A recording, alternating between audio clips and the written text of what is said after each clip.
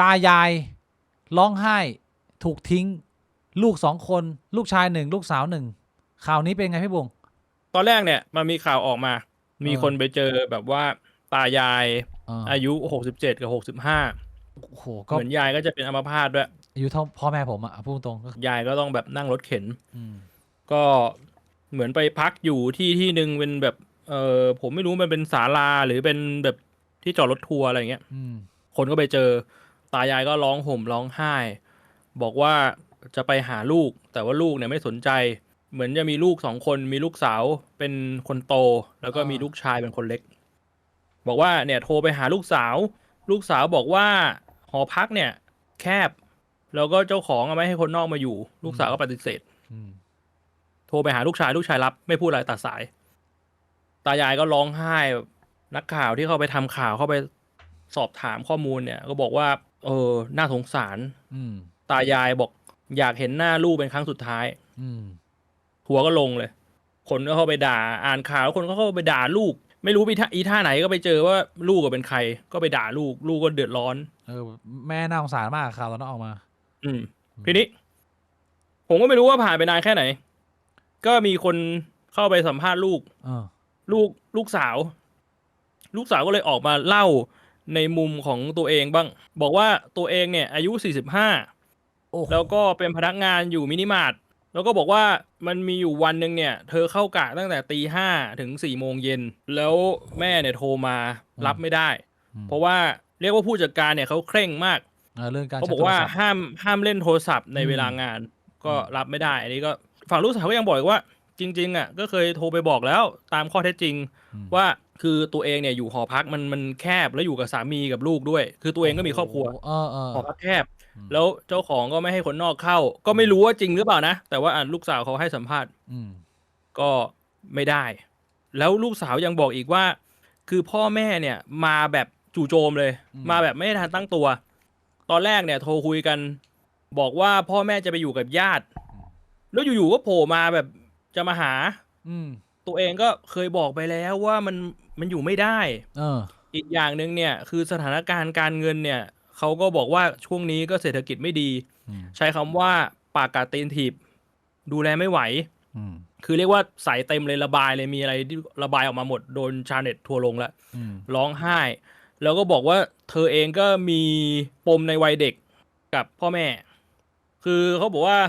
เขาเนี่ยไม่เคยมีความผูกพันฉันแม่ลูกเลยเพราะว่าพ่อแม่ไม่ได้เลี้ยงดูมันตั้งแต่เด็ก เชี่ยเออก็เป็นปู่ของตัวเองที่ดูที่แลมา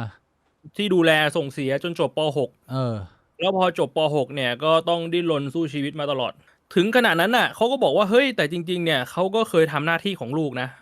อ่าเขาบอกว่าเขาผ่อนบ้านให้พ่อแม่หมดไป1 หลังอ่าผ่อนให้แล้วมีบ้านอืมแล้วพ่อแม่เนี่ยเอาบ้านไปขายแล้วเอาเงินไปให้น้องชายรักลูกแล้วไม่ไม่เท่ากันใช่แค่นั้นเออ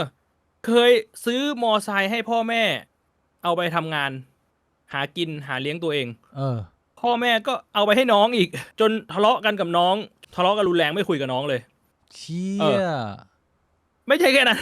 ไม่จบอีกเหรอ แม่เนี่ยเคยไปสร้างหนี้ไม่รู้ว่าสร้างหนี้จากอะไรไม่ได้บอกเป็นอืมแสนเลยหนี้นอกระบบบ้างหยิบยืมมาบ้างก็หาเงินไปใช้คืนให้หมดเป็นแสนเชี่ยมันก็เลยเกิดความน้อยเนื้อต่ำใจว่าทำไมพ่อแม่ถึงรักลูกไม่เท่ากัน อืแล้วมปัจจุบันตัวเองก็ไม่มีเงินเก็บแล้ว แล้วด้วยความที่เขาก็มีลูกก็คือเป็นหลานของตายายที่จะมาหาใช่ไหมอืมเขาก็ให้สัมภาษณ์ว่าไม่อยากให้หลานเจออ่าเนี่ยให้หลานเจอพ่อแม่ใช่โอ้แล้วก็ทิ้งท้ายไว้กับนักข่าวที่เข้าไปสัมภาษณ์ว่าแบบฝั่งเขาเองก็ไม่ไหวแล้วจริงๆก็ช่วยไม่ได้ไม่ได้อยากจะทิ้งแต่ว่าตัวเขาเองก็ดูแลตัวเองยังไม่ไหวเลยเชี่อืมยแล้วพอตัวลูกออกมาชี้แจงอย่างนี้เนี่ยรถทัวร์เป็นยังไงฮะปฏิกิรถทัวร์ริยาสังก็พลิกกลับลำเลยว่าแบบอ้าวไอ้เชี่ยก็มันเป็นอย่างเงี้ยแล้วจะให้ทำยังไงอ่ะมันก็โอ้จริงๆพ่อแม่ก็ไม่ได้ดีเท่าไหร่หรือเปล่าอย่างงี้รถทัวร์ก็กลับลำทีนี้แม่งกลายเป็นว่าฝั่งพ่อแม่เนี่ยก็ออกมาพูดอีกรอบ เอ้า what งงเลยรถทัวร์แม่งงงเลยแล้วกูต้องไปซ้ายไปขวาเนี่ย มึงจอดอยู่เฉยๆก่อนก็ได้เปลืองน้ำมัน ด้านฝั่งคุณตาเนี่ยคุณพ่อเนี่ยก็บอกว่าเฮ้ยเลี้ยงและส่งเสียมาตั้งแต่เด็กๆนะไม่ได้ปล่อยให้ปู่เป็นคนเลี้ยงแบบที่ลูกสาวอ้าง เอ้า แล้วก็ที่บอกว่าลูกสาวเนี่ยออกจากบ้านไปดิ้นรนด้วยตัวเองตอนจบป .6 เนี่ยมันก็เป็นตัวของลูกสาวเองที่อยากจะออกไป เออ อันนี้คือด้านของ คุณปู่ คุณตา ตา ก็คือเป็นพ่อของผู้หญิงอ่ะที่พูด เออ ส่วนเรื่องบ้านเนี่ย คุณพ่อก็ยืนยันชัดว่าลูกสาวเนี่ยไม่ได้ซื้อหรือว่าผ่อนให้นะ แต่ว่ามีการเอาเงินมาช่วยต่อเติมด้านหลังเท่านั้นเอง ก็มีช่วย โอ้นี่มันก็คนละเรื่องเลย อ่า คือก็เรียกว่าไม่รู้เลยว่าใครพูดจริงใครพูดไม่จริง รถทัวร์งง แล้วทำไง แล้วก็มีอัปเดตอีกว่าสุดท้ายลูกสาวก็เดินทางมาพบหน้าพ่อแม่นะ แต่ก็ยื่นคำขาดเลยว่าถ้าจะมาเนี่ย ห้ามให้สื่อหรือห้ามให้บุคคลอื่นมาถ่ายรูป ผมก็เห็นด้วยนะที่มันไม่ควรจะให้มันเป็นเรื่องเลยเรื่องเนี้ย แล้วก็เหมือนนักข่าวที่อยู่ในเหตุการณ์เขาก็บรรยายเขาก็บอกว่าพอแม่ลูกได้เจอกันเนี่ย ทางฝั่งแม่ก็ดีใจจนน้ำตาไหลเลย แล้วก็พูดความในใจกับลูกว่าจริงๆก็เสียใจ แล้วก็บอกว่าถ้าย้อนเวลากลับไปได้เนี่ย ก็อยากจะรักลูกให้เท่ากันเชี่ยมันก็เป็นปรากฏการณ์จากปัญหาครอบครัวเล็กๆที่มันปะทุขึ้นมาเป็นดราม่าใหญ่ แล้วก็เป็นบทเรียนสะท้อนสังคมอ่ะพี่บวงจะส่วนลูกชายนี่ผมก็ไม่เห็นเลยว่ามันมีการพูดถึงในข่าว ก็เรียกว่าหายจ้อยเลยพี่บวงคอมเมนต์สถานการณ์นี้ยังไงอ่ะปัญหาลูกกับแม่แน่นอนว่านี้ต้องย้ำก่อนว่าผมไม่รู้ว่าข้อเท็จจริงมันเป็นยังไงเพราะมันมีสองฝั่งที่มันพูดไม่ตรงกันไงแล้วผมก็พยายามจะอยู่ตรงกลางผมฟังข่าวแล้วผมก็ไม่เอ็นเอียงอ่ะเพียงแต่ว่าพอมันฟังแล้วมันมามองย้อนกลับถึงตัวเองอ่ะสภาพมันก็ใกล้ๆกันก็เหมือนตอนอากงผมที่แบบว่าตอนที่ไม่เหลืออะไรแล้วอ่ะเหลือแต่ครัวเหี่ยวๆอ่ะมังชิวแซ่เฮงเหรอก็ถูกทิ้งให้แบบว่าต้องมาอยู่บ้านผมเชื่อครัวเหี่ยวแล้วก็มาอีกรอบก็ตอนหยีโกอ่ะคุณป้าก็คือชีวิตนี้ผมเจอป้าผมนับครั้งได้อ่ะแต่ว่าพอไม่มีใครแล้วก็มาอยู่บ้านซึ่งผมไม่มีปัญหาหรอกผมไม่ใช่คนเดือดร้อนคนเดือดร้อนคือพ่อผมแต่พ่อผมเขาก็เล่าให้ผมฟังเยอะหลายอย่างแต่ว่าพูดตรงๆว่าผมก็ไม่อยากจะพูดออกพอดคาสต์ว่ามันเกิดอะไรขึ้นบ้างเพราะว่าถ้าจะให้แฟร์สำหรับทุกฝ่ายผมก็ไม่รู้ว่าสิ่งที่พ่อผมพูดมันเป็นข้อเท็จจริงมากน้อยแค่ไหนถึงแม้ว่าผมอยู่กับพ่อผมมานานนะผมจะรู้ว่าพ่อผมเป็นคนยังไงพ่อผมเขาไม่ค่อยพูดโกหกเท่าไหร่คือถ้าอะไรที่มันไม่จริงเขาก็เลือกที่จะไม่พูดผมก็ได้ยินมาเยอะแต่ก็ไม่รู้ว่าจริงแค่ไหนแต่มันก็เป็นเรื่องที่พอผมฟังแล้วมันก็แบบโหมันหนักขนาดนั้นเลยเหรอส่วนใหญ่ก็เรื่องเงินทองมันก็เลยอ่านข่าวแล้วมันก็ทำให้เราเห็นใจคนที่ต้องเป็นเดอะแบกนะเขาใช้คำนี้ใช่ไหมคำเนี้ยปัจจุบันเขาใช้คำนี้ใช่คนที่ต้องเป็นเดอะแบกของคนในครอบครัวและที่น่าเศร้าที่สุดเนี่ยคนที่ต้องเป็นเดอะแบกแม่งดันเป็นคนที่โดนคนในครอบครัวด่ามากที่สุดเอาเปรียบพ่อผมเนี่ยคือตัวอย่างผมไม่รู้นะข่าวแม่งเป็นยังไงแต่ว่าข้อเท็จจริงที่บ้านผมมันเป็นแบบนั้นเว้ยพ่อผมแม่งไอ้เชี่ยอากงก็ดูมาแล้วยีโกก็ดูมาแล้วโดนด่าผมก็งงเอ้าให้ทำไงวะคือผมก็ไม่ได้อยากจะบอกว่าผมกับพ่อผมเนี่ยเป็นคนที่แบบดีเลิศประเสริฐศรีกูมีพระคุณนะกูดูแลนู่นนี่นั่นนะแต่คำถามที่มันยังอยู่ในหัวผมก็คือแล้วจะให้ทำยังไงวะกูทำถ้าสุดท้ายแล้วสุดท้ายแล้วมึงยังไม่พอใจมึงยังด่ามึงให้กูทำยังไงวะกูจำได้ว่าคนที่ดูแลคนที่มานั่งปวดหัวกับเรื่องต่างๆคือกูพ่อกูเนี่ยทำงานกลับมาเหนื่อยเดินขึ้นมาอากงแม่งขี้แตกกลางบ้านผมจำได้ว่าพี่บวงกับปู่บ่นให้ผมฟังว่าดูแลหมั่งชิวแซ่เฮงอยู่หลายปีแล้วขี้แม่งทรานส์ฟอร์มกลายเป็นเหมือนแบบว่ามึงเอาฝุ่นผงที่ดวงจันทร์มาผสมน้ำแล้วเป็นเหมือนโคลนสีดำแล้วแบบมันเหมือนกากเลยแล้วก็ต้องมานั่งเช็ดคำถามในหัวว่าถ้ามึงจะด่ากูเนี่ยมึงให้กูทำยังไงเช็ดอยู่หลายปีพี่บวงชีวิตคนเรามันไม่รู้ทำไงใช่ป่ะหลายปีว่าหมั่งชิวแซ่เฮงนี่อยู่บ้านหลายปีเฮียปี ก็มันก็มันเป็นสิ่งที่งงมากในสังคมที่คนที่คอยดูแลคนอื่น ไม่ว่าจะเรื่องเงินหรือแม่งแบบว่าดูแลเช็ดขี้เช็ดเยี่ยวให้ แม่งโดนด่า แล้วคนที่เอาเปรียบคนอื่นแม่งชิลเลย ถึงเวลาก็ร้องห่มร้องไห้ บีบน้ำตาทำดราม่านู่นนี่นั่น แม่งมันก็ไม่รู้ทำไง ไอ้ที่พี่บวงไอ้ปัญหาครอบครัวแบบนี้มันเป็นเคิร์สแบบว่ามันส่งต่อไปเรื่อยๆแบบว่ามันจะ break เคิร์สไม่ได้แม่งก็ต้องมีปัญหาไปทุกเจเนเรชันไหมหรือว่าเรื่องพวกนี้มันแล้วแต่รุ่นแล้วแต่คนไอ้เหี้ยไม่เกี่ยวว่าผมว่ามันแล้วแต่คน นะ คือ แล้วแต่คน มันถึงทำให้ผมมีนิสัยเป็นแบบนี้ไง คืออ ม ผมว่าชอบพูดอะไรที่มันอาจจะฟังดูมันเอ็กซ์ตรีมนะ อืม แบบเกี่ยวกับครอบครัวหรือเกี่ยวกับญาติอะแต่มันมาจากการที่ผมเห็นมาไง ผมไม่ได้โดนกับตัวเองแต่ผมเห็นพ่อผมโดนมา บางคนเนี่ย ฟังผมพูดแล้วอาจจะแบบเฮ้ยบ่วงมึงแม่งจิตใจโหดร้ายเกินไป มึงใจดำเกินไป มึงมันคือคำพูดแก๊สไลท์ของคนที่ไม่เคยทำเหี้ยอะไรเว้ยผมบอกเลย มึงไม่เคย คำพูดพวกเนี้ย มึงไม่เคยมีชีวิตแบบนั้นคือมึง ตอนอากงขี้แตกอะเหม็นไปทั่วบ้านอะแล้วขี้แม่งเป็นสีดำอะแม่งไม่ใช่ขี้สีน้ำตาลด้วยซ้ำอะมึงอยู่ไหนอะไอ้เหี้ย มึงบอกกูใจร้ายอะไอสัตว์ตอนตีสามนะคนแม่งจะนอนอะ บวกเรา มึงทำยังไงอะ สาวหนอนน่ะได้กลิ่นขี้ก็หนอนเราหดเข้าไปอยู่ในตัวพี่บวงแล้วอ่ะ เออ แบบเวลามึงเจอเรื่องแบบเนี้ย มันเกิดคำถามไงว่าแบบมึงไม่มีส่วนได้ส่วนเสีย มึงจะพูดอะไรมึงก็พูดได้เนี่ย อืม แต่ว่าพวกกูเนี่ยมันพูดที่อะไรมันก็พูดไม่ได้ ขี้มันกองอยู่ตรงหน้า พวกกูต้องมานั่งเช็ดขี้เว้ย ไอ้เหี้ยกูพูดยังไงขี้แม่งก็หลุดออกมาจากตูดแล้วอะ เชี่ย เป็นงั้นอะมันเลยทำให้ผมมีมุมมองที่มันอาจจะดูเป็นคนที่แบบเป็นคนที่ดุหรืออกตัญญูซะหน่อยอะตอนที่พ่อผมเขาถามผมอะเขาบอกว่าหยีโกจะมาอยู่ที่บ้านเอามาอยู่ดีไหมผมบอกว่าไม่ต้องเอามา แล้วพ่อผมบอกว่าอ้าวแล้วถ้าเขาไม่มีที่ไปอะทำไง ก็ปล่อยให้เขาตายอยู่ในบ้านคนเดียว ผมบอกงี้เลย คือ เชี่ย ผมบอกพ่อผมว่า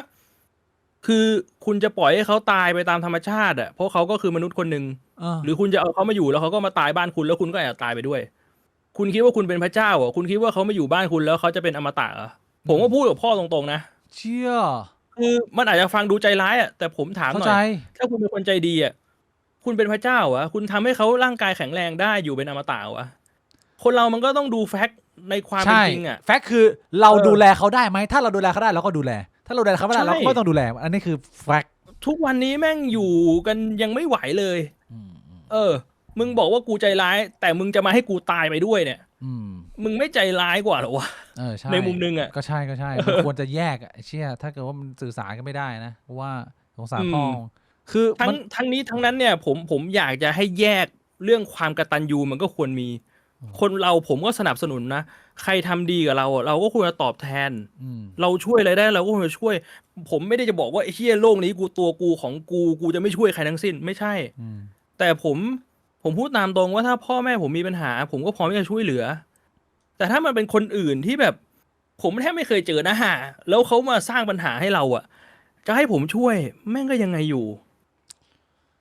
คือเรื่องตายายถูกทิ้งที่เป็นไม่ใช่ตายายก็เหมือนพ่อแม่แล้วกันนะรุ่นเดียวกัน อืม มันทำให้พี่บ่วงสะท้อนกลับมาหรือว่าอะไรเงี้ยมันมาดูชีวิตตัวเองเหรอหรือว่ายังไง ใช่ในมุมนึงอ่ะคือผมไม่สนหรอกว่าไอ้ที่เขาพูดอ่ะใครพูดแม่งจริงไม่จริง แต่มันก็พอทำให้เราเห็นถึงชีวิตตัวเองได้ อืม ว่ามันแทบจะไม่มีใครหรอกที่มันไร้ญาติอ่ะมันมีน้อยใช่ไหมคนส่วนใหญ่มันก็ต้องมีญาติ ใช่ มีความ ใช่ ผูกพันกับใครสักคนผ่านสายเลือด หรือเป็นคนกลุ่มคนอ่ะ อืม แล้วผมพูดตามตรงนะ คนที่แทบจะไม่มีปัญหากับญาติเลยเนี่ยโชคดีมาก ส่วนตัวผมเห็นมาทุกทางแล้วผมไม่โทษญาตินะ ผมไม่ได้จะบอกว่าญาติผมเป็นคนชั่ว เพราะผมเข้าใจว่าธรรมชาติของมนุษย์ทุกคนเห็นแก่ตัวหมด อืม ทุกคนต้องปากกัดเต็มทีหมด ใช่ รวมทั้งผมและพ่อ คือผมไม่ได้จะบอกว่าเฮ้ยญาติผมแม่งเฮี้ยเว้ยผมแม่งเป็นคนดีประเสริฐศรีไม่ใช่ อืม ญาติผมก็คน ผมก็คน พ่อผมก็คน อืม ผมแค่ต้องการความแฟร์เฉย อืม ผมแค่ต้องการให้ ผมไม่โดนเอาเปรียบ แล้วผมไม่ไปเอาเปรียบใคร นี่คือสิ่งที่ผมพยายามจะทำกับทุกคน ไม่ใช่แค่ญาติๆด้วยกับเวลาทำงาน แค่เรื่องนี้ก็ยากแล้วให้บ่วงเป็นเรื่องที่แค่มึงจะแฟร์นะเป็นเรื่องที่ยากนะสังคมนี้มัน ใช่ โอ้โหแต่เป็นสิ่งที่ดีที่ควรจะทำนะ อืม เชี่ยเอ้ยตายาย แล้วพี่บวงคิดจังจำภาพขี้ของมังชิวแซ่เฮงได้ไหมยังอยู่ใน หู ความ พามันติดตา ติดตาเหรอกลินติดตา เออ เชี่ย เคยชิมไหม แม่งแบบกูเพิ่งเคยเห็นขี้ที่แม่งเป็นสีดำเลยครั้งแรกอะแม่งแบบแม่งสีดำแบบนี้เลยจริงๆพี่บิ๊ก เชี่ย เพิ่งออกมาจากตัวคนน่ะ คือรู้เลยว่าข้างในเขาพังหมดแล้วอะ โคตรโหดแล้วก็เสือกอยู่นานด้วยนะโคตรโหด เออ นอนขี้แต่นี่ยังดีนะมีน้องไก่นะน้องไก่ก็คุยเป็นเพื่อนนะพี่บวงถ้าเกิดว่าสมมติว่าอีกหน่อยคุณพ่ออายุมากแก่แล้วแบบว่าไปไหนมาไหนไม่ได้แล้วระหว่างทีวี YouTube กับไก่เนี่ยพี่บวงจะเลือกอันไหนให้เป็นออปชันให้คุณพ่อ ก็คงเลือกไก่นะ เลือกไก่ให้คุณพ่อนะไอ้เหี้ยกูว่ามันเป็นเคิร์สออฟ เพ แฟ ราะผ มิ ม ลี่ ชอ แล้ บ วล่ะ ไก่ที่ผมเลือกไก่ให้พ่อเนี่ยไม่ใช่เพราะผมเกลียดพ่อผมแต่ผมรู้ไงพ่อผมชอบเลี้ยงสัตว์พ่อผมชอบอยู่ใกล้ๆสัตว์เลี้ยงอ่ะเขาชอบพูดให้ผมฟังประจำอ่ะ เนี่ยจริง ๆ แล้วอ่ะถ้าแบบไม่มีภาระอะไรแล้วอ่ะอยากไปอยู่ต่างจังหวัดแบบว่าเป็นแบบบ้านเล็กๆเลี้ยงไก่เลี้ยงปลา